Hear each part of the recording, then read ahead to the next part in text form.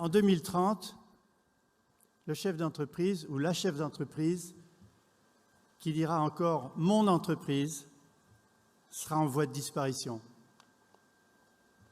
Seuls auront survécu ou survivront ceux qui diront « notre entreprise ».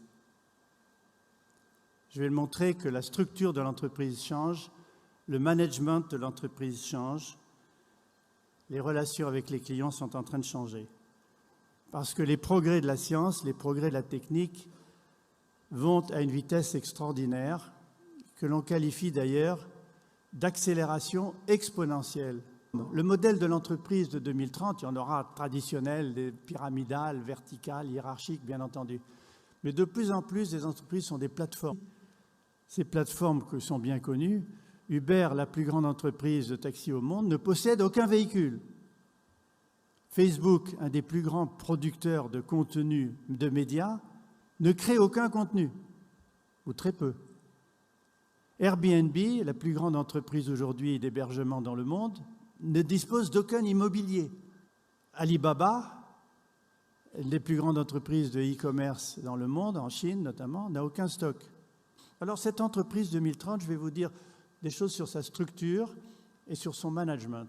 D'abord, sur sa structure, on est en train de passer, et on y sera de plus en plus, ceux qui n'y seront pas auront disparu, comme je l'ai dit, ceux qui diront « mon entreprise » plutôt que « notre entreprise », en train de passer d'une forme de pouvoir fondée sur des rapports de force, la compétitivité, la concurrence, qui restera nécessaire, mais d'une manière différente, aux rapports de flux. Les rapports de flux, ce sont des rapports d'échange d'informations, d'échange de connaissances, d'échange de biens et de services, d'échanges qui permettent de savoir ce que l'on donne et de savoir ce que l'on reçoit. Donc ce sont des échanges qui se fondent sur l'information. Sans information, je ne sais pas ce que je donne et je ne sais pas ce que je reçois. Mais cette information en temps réel permet de s'adapter constamment, comme le réservoir que vous voyez qui se remplit et qui se vide en même temps, en haut. Alors que dans le cas du rapport de force, c'est un rapport binaire, tantôt l'un prend le dessus, tantôt l'autre doit le reprendre, c'est ce qu'on appelle une escalade. On l'a vu dans les rapports de force pour les armements, on le voit dans les rapports de force des partis politiques, entre les syndicats et le patronat. Ces rapports de force sont dépassés dans l'entreprise de 2030.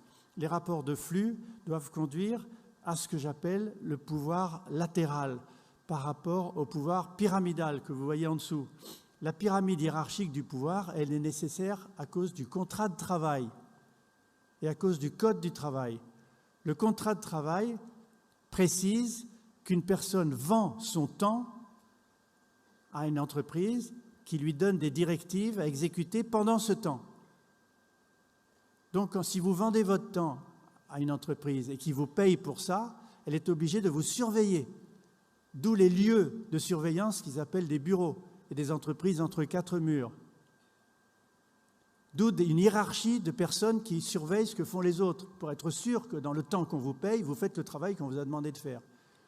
Donc le contrat de travail et le code de travail ont conduit, et c'est en train de changer, je vais montrer pourquoi, à cette vision pyramidale traditionnelle des entreprises classiques en voie de disparition. Donc se transformer en 2030 en plateforme, c'est une structure différente de l'entreprise classique traditionnelle et le numérique va considérablement y aider. Prenant conscience d'un fait indiscutable, c'est le nombre et l'augmentation des travailleurs indépendants. Est-ce que nous allons vers ce que certains préconisent, la fin du salariat classique, dans le cadre de ce que j'ai expliqué, le contrat de travail et le code du travail?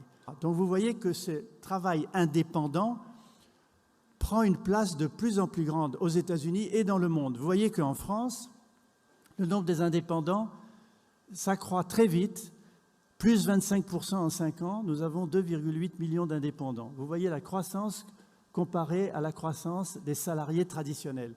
Alors, dans tout ça, est-ce que le manager augmenté de demain et la manageuse, terme qui n'est pas très beau mais qui veut bien dire ce qu'il veut dire, vont-ils avoir à gérer une coopérative d'indépendants? C'est la question que je pose. Je pense que le manager augmenté, qui, dans mon esprit, ne sera pas seulement augmenté avec des nouvelles technologies, depuis le temps qu'on dit nouvelles, disons avec les technologies du numérique, pas seulement augmenté par la tech, augmenté par les gens.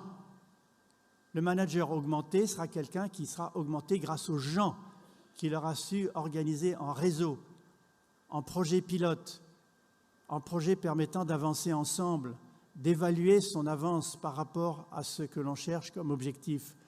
Donc c'est ça le manager augmenté de demain, augmenté grâce aux gens. Est-ce que le management du futur va être une gestion d'une coopérative d'indépendants où les qualités du manager ou de la manageuse vont être différentes.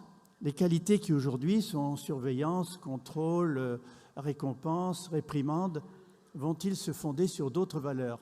Et si j'ai mis ici 2030 l'apport des manageuses, c'est parce que je pense que les entreprises qui n'auront pas au moins 50% de femmes et 50% de femmes dans leurs équipes exécutives seront vouées à disparaître.